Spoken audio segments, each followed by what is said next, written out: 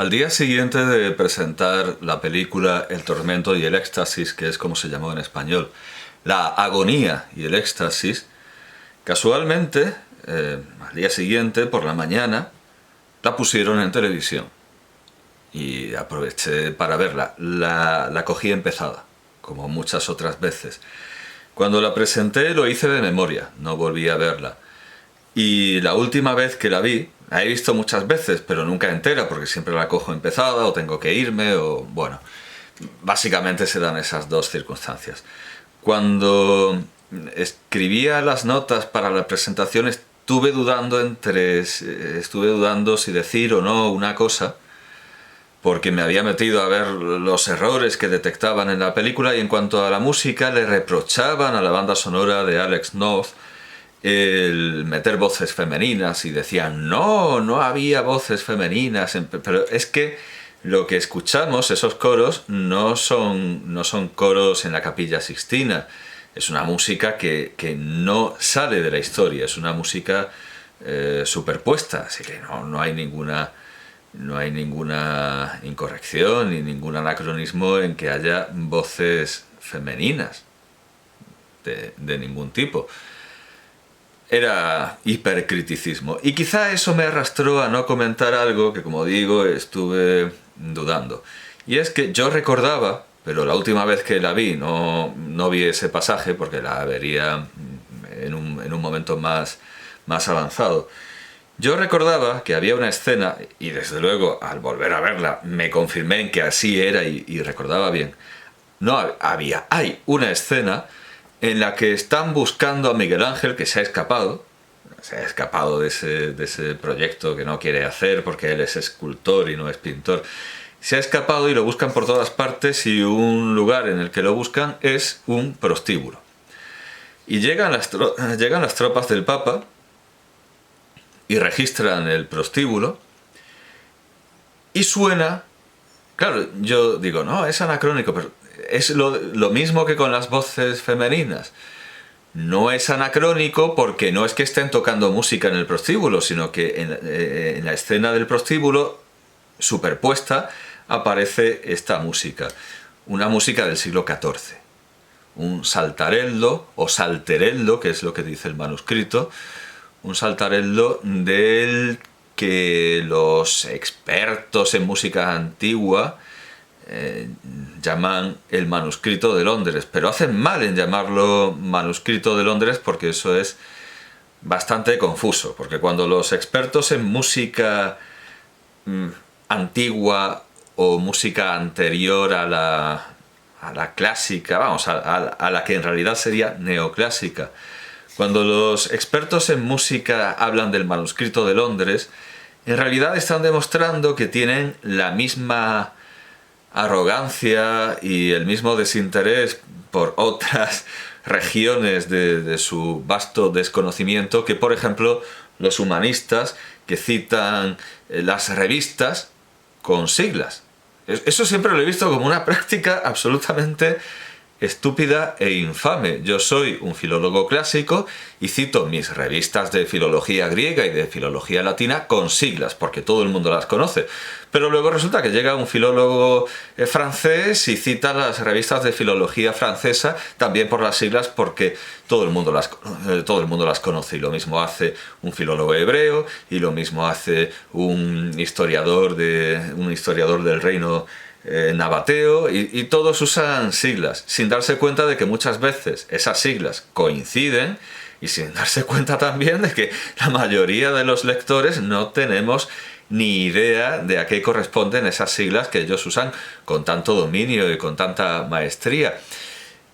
Y hay que reconocer que muchas veces quienes las usan no las usan porque todo el mundo no las usan porque creen que todo el mundo las conoce.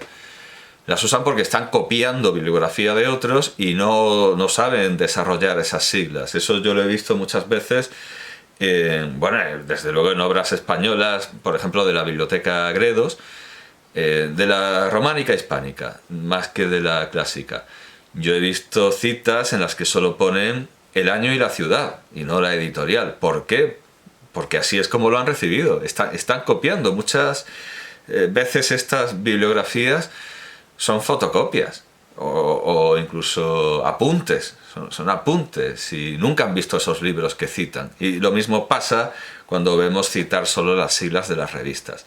Y lo mismo pasa con el manuscrito de Londres, que muy poca gente sabría desarrollar el nombre completo del manuscrito de Londres, porque cuando hablamos del manuscrito de Londres puede tratarse de dos cosas, de dos manuscritos de Londres, porque está el manuscrito de Londres, manuscrito adicional 30.387, manuscrito adicional 30.387 de la Biblioteca Británica de Londres, que es el manuscrito de Sylvius Leopold Weiss, el famoso músico que compitió, el famoso tañedor y compositor de laúd que compitió con Johann Sebastian Bach, que hizo ahí su pelea de gallos, su beef con Johann Sebastian Bach. Y en Londres hay un pedazo de manuscrito con casi todas sus obras o con la mayor parte de sus obras que nunca tuvo demasiado interés en publicar. Y ese es el manuscrito adicional 30.387. Pero no es lo que suena, no es ese manuscrito el que suena en la agonía y el éxtasis o el tormento y el éxtasis. Lo que suena es el manuscrito adicional 29.987. 29.987.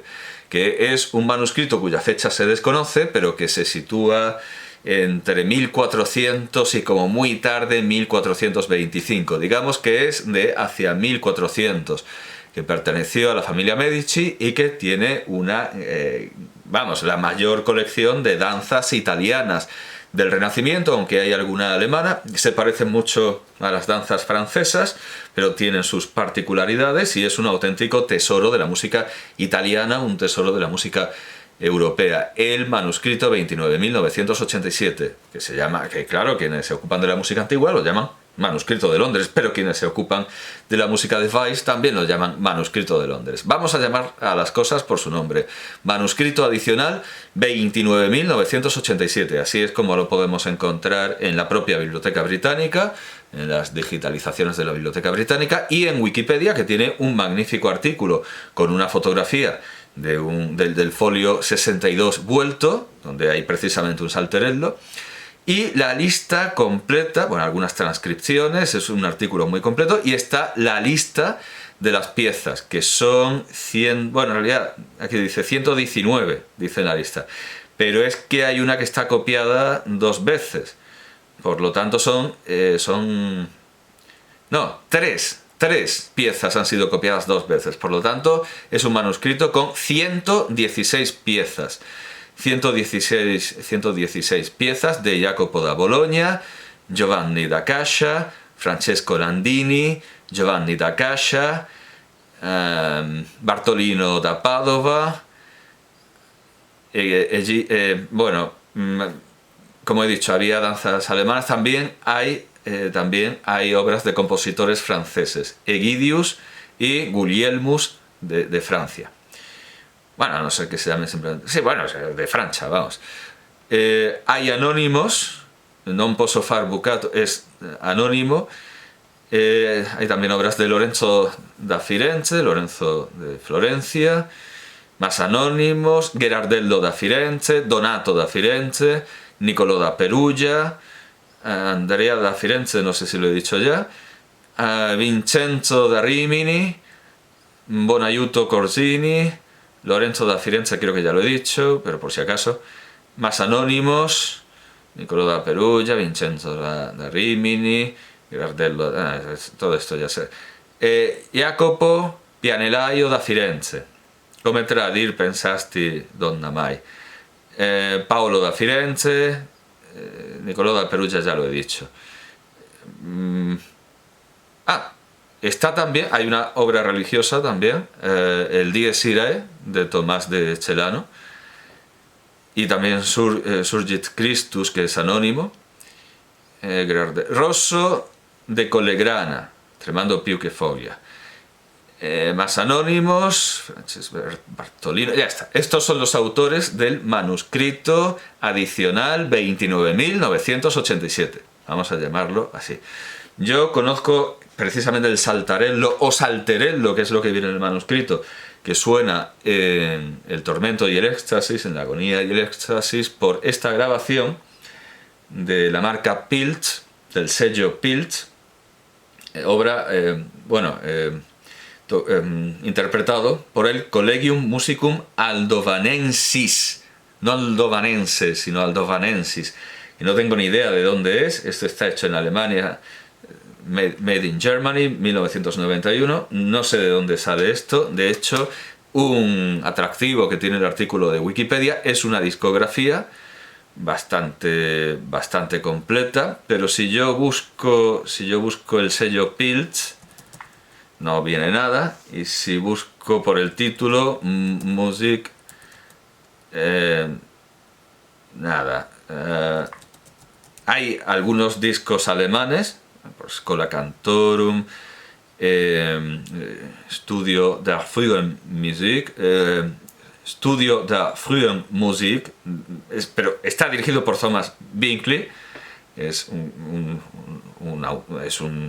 director bastante conocido en el mundo de la música antigua, donde el manuscrito de Londres no se confunde con el de Weiss, porque solo conocen ese. Evidentemente, entiendo yo que los que se ocupan del manuscrito mediceo sí conocen el de Weiss, pero seguramente los que se ocupan del de Weiss no conocen el mediceo. Bueno, pues hay una discografía bastante extensa y este disco, Landini en la música fiorentina. Hay discos dedicados a autores en concreto, como Landini, hay discos dedicados a géneros y Stampita, por el grupo Alla Francesca, parece que 2 directores. Hay discos dedicados a Tristán e Isolda, porque hay un lamento de Tristán. Sale también, y no sé por qué, en un disco de Thomas Binkley dedicado al Livre Vermeil de Montserrat y al juego de Robin, el jeu de Robin Marion. Y bueno, pues se ve que sí, meten ahí el trotto del manuscrito, porque sí. El arte del amor cortés, festival de música temprana, el lamento de Tristán, Narciso especulando, todo esto son títulos de discos. Danses, Danserie, por música antigua, La lira de Hesperia, por Jordi Savall, que no podía faltar también. O sea, La dama y el unicornio, por Transatlantic Records, 1970, de Lady and the Unicorn. Cominciamento di Gioia. Este es interesante. Precisamente era el que estaba buscando, por eso los estaba leyendo todos. Cominciamento di Gioia, virtuoso dance music from the time of Boccaccios Decamerone, que no es Decamerone, es Decameron. Ensemble Unicorn, por Naxos. Naxos es un disco de Naxos de 1994 que solo contiene obras del manuscrito 29.987. Bien, entonces, queda claro qué es lo que suena en el burdel de la agonía y el éxtasis, donde obviamente la prostituta le dice que ahí no va a encontrar a Miguel Ángel, que es el último lugar en el que podía estar Miguel Ángel, por aquello que decía Charlton Heston, de que a Miguel Ángel no le interesaba el sexo ni ninguna otra cosa más que esculpir. Por cierto, que si hubiera visto la película antes, habría podido matizar lo que decía Heston acerca de que Rex Harrison no quería ponerse la tiara papal. Sí, hay una escena en la que Rex Harrison lleva la tiara papal, pero se la está quitando. Precisamente la única escena que le arrancaron a Rex Harrison con la tiara era el momento de quitarse la tiara, que no quería llevarla ni poco ni mucho. Bueno, pues efectivamente Miguel Ángel no está en el prostíbulo, pero lo que está sonando en el prostíbulo es una danza del siglo XIV, que es como si John Huston en su Moulin Rouge, en su película sobre Toulouse-Lautrec, mete en las escenas de divertimento y prostitución, de esparcimiento y prostitución, en la que no hay músicos tocando, pero sí que claro, él mete en las escenas de prostíbulos la propia banda sonora de la película. Aquí lo que tenemos es una danza del siglo XIV, que es, ya lo digo, como si en la escena de los prostíbulos de Moulin Rouge lo que se escucha es Mozart. Y uno va al prostíbulo y se encuentra que allí está sonando, de manera real o figurada, un minueto de Mozart. Es extrañísimo, pero también es cierto que este tipo de danzas son bastante intemporales y uno puede decir, no, había pervivido, había perdurado en la memoria, como variaciones, y más anacrónico, también se puede decir más anacrónica es la música de estilo de Monteverdi que suena en otros momentos de la película. Claro, es que buscar música, buscar el estilo de música exactamente de 1509, de esa época, bueno, pues hay que reconocer que es un momento de transición. Una danza como el salterello o saltarello del manuscrito 29.987, que por cierto aquí es rarísimo porque dicen, aparte de que uno intuye que esto está hecho en la República Checa, hay música de Paul Józef Wejanowski, música de mesa de Paul Józef Wejanowski, Paul Józef Wejanowski en la parte de barroco temprano, porque el disco es música del gótico, del renacimiento y del barroco temprano. Y resulta, bueno, tienen cosas sacadas de la Biblioteca Universitaria de Praga, del Codex Pragensis, del Codex Reginae Gradecensis, pero resulta, muchas cosas del Codex Pragensis, pero resulta, y esto me parece echarle una cara tremenda, que estas piezas anónimas del manuscrito de Londres, del manuscrito 29.987, las presentan como anónimo de Praga, Anonymous, Prague, todo es de Praga. No lo es, evidentemente. En el Renacimiento tenemos Johannes Silvanus, Otto Valerius, Christoph de Polsitza, Johannes von Intuyo, Jacob Gallus. Todo tiene un aire muy, muy praguense, aunque este sello es monacense, es de Múnich, pero parece hecho por checos que quieren que la música italiana sea checa también. Y sí, reconozco que Paul Józef Wejanowski me pilla un poco fuera de memoria, pero sí recordaba estas danzas italianas que no son de Praga, que no tienen nada que ver con Praga, son italianas.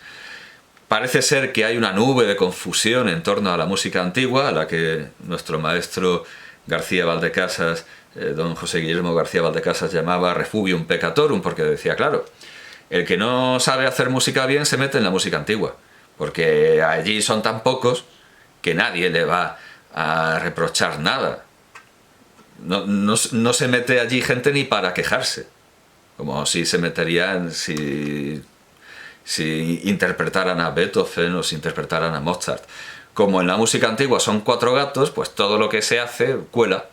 Porque ya lo digo, no hay gente ni para protestar. Es como esta gente que no sabe nada y de lo único que entiende es de su lengua vernácula y de hacer paellas. Y entonces están todo el tiempo siendo la Inquisición de la paella o la Inquisición de la lengua valenciana, porque otra cosa no saben y otra cosa en la que se metirán iban a tener respuesta, en tanto que en el valenciano o en la paella, como eso no le importa a nadie, pues pueden pontificar y pueden predicar, y lo mismo pasa en la música antigua. Y ya es mala señal que esta gente que se ocupa de música antigua diga con tanta tranquilidad y llaneza, se refiere con tanta seguridad al manuscrito de Londres, porque, como digo, manuscritos de Londres importantes para la música, hay por lo menos 2. Quiero decir, además, importantes para la música en un lapso de tiempo no demasiado grande, en un arco temporal no demasiado grande.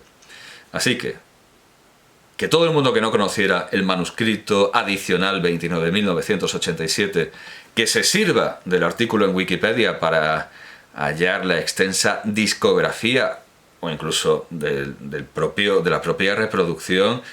De hecho, vamos a ver, imagen, sí, aquí, si yo pincho en enlaces externos, la Biblioteca Británica nos da la digitalización del manuscrito, tal cual, y sin pagar una perra. Si alguien quiere no solo escucharlo en la discografía recomendada, sino leerlo o interpretarlo, pues ahí la Biblioteca Británica le ofrece imágenes de alta calidad, imágenes digitales estupendas, y ya lo digo, sin pagar una perra. Así que no estoy ofreciendo algo que pida pan. Así que invito a todo el mundo a conocer no solo, por supuesto, el manuscrito 29.987, sino ya de una tacada, aunque haré la debida presentación en su momento, el manuscrito 30.387 de Silvius Leopold Weiss.